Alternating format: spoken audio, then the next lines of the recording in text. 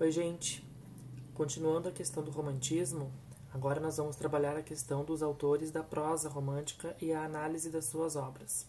A prosa romântica no Brasil começou em 1844 com os romances publicados inicialmente em folhetins, em jornais que circulavam no Rio de Janeiro Imperial no século XIX.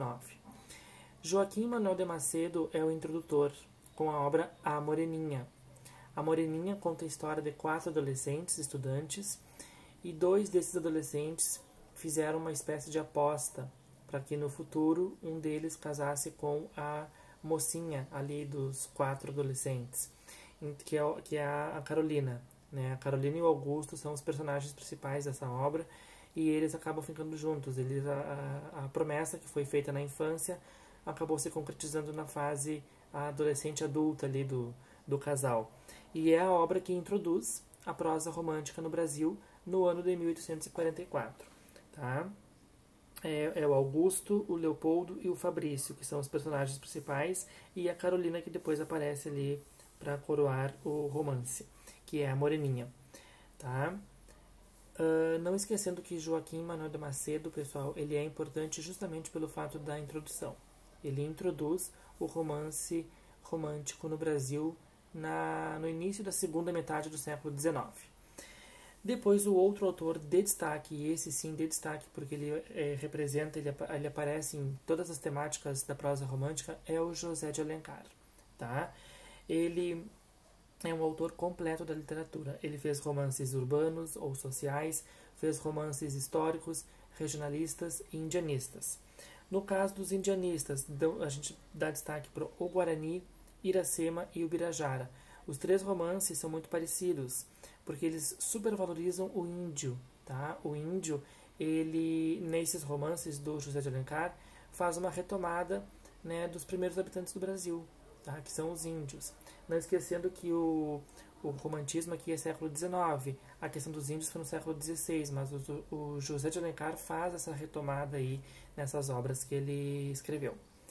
Depois nós temos outros tipos de romance abordados pelo José de Alencar. No romance Senhora, tá? Que é um romance urbano, fala a respeito do casamento, né, por dotes. No romance Lucíola, Lucíola conta a história de uma prostituta, uma das primeiras que aparecem ali no cenário brasileiro do século XIX. Nós temos também nos romances, agora os históricos, As Minas de Prata, A Guerra dos Mascates, são 2 romances históricos que valorizam a questão do passado histórico do Rio de Janeiro.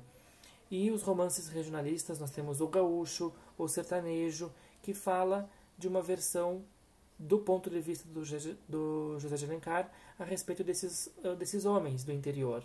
O interior gaúcho, né, do Rio Grande do Sul, e o interior do sertão nordestino com o cangaceiro. Ainda dentro da prosa do romantismo, pessoal, nós temos que dar destaque para Manuel Antônio de Almeida.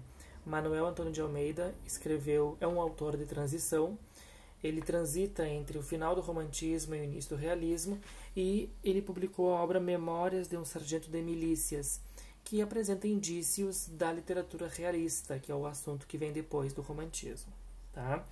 A figura central é o Leonardo, né, que é um filho enjeitado de Leonardo Pataca e Maria Hortaliça, criado pelos padrinhos. Tá? Ele é o Leonardinho, que acaba tendo um romance com a Luizinha depois. É o Leonardinho e a Luizinha. E depois nós temos os autores sertanistas, que são Bernardo Guimarães, que escreveu A Escrava Isaura, tá? Inclusive virou uma novela que passou na Rede Globo.